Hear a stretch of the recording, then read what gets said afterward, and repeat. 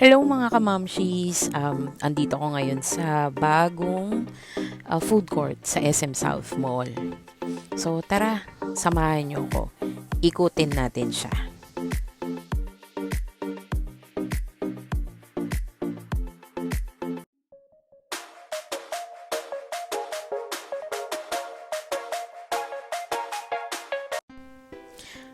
Wow, ang ganda.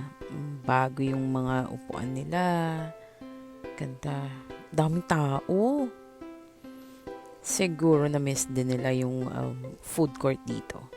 So first, taco yadon. Okay. Kain. Okay. Then we have sizzling plate. Ang tao ah. Ayun, my favorite. Nasa dulo yung kimbab. Oh, meron ding Turks.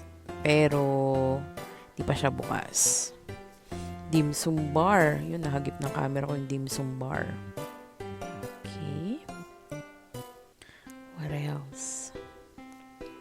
Sangyup sticks. Bago yun ah. Ayan, ito yung dim sum bar. Oh, ramen menzo. Sa mga mahilig sa ramen. Okay, may frutas pa din. Sige, ikot pa tayo. Ang laki na niyan, maluwag. Oh, tinanggal na yung ice skating rink. So, ang nangyari, yan, ang ganda. Pwede ka na magstay. Oh, pwede na takbo-takbo yung mga kids. Oh, okay. Pwedeng tambayan kahit di ka kumakain. Yan. Ito yung dating ice skating rink. So, tinanggal na siya. Pwede nang tambayan. Dunkin Donuts. Andyan pa rin.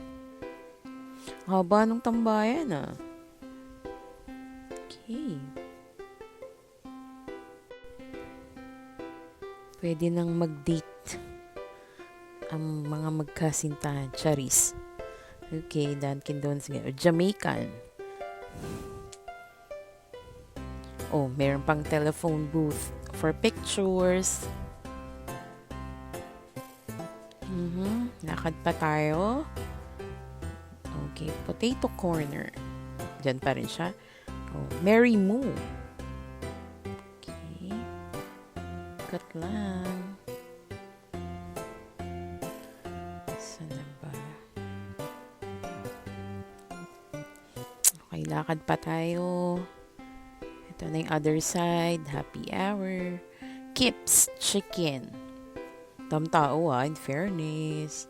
Daming nakapila.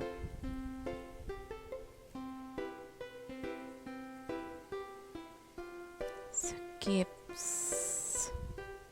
Daming nabili.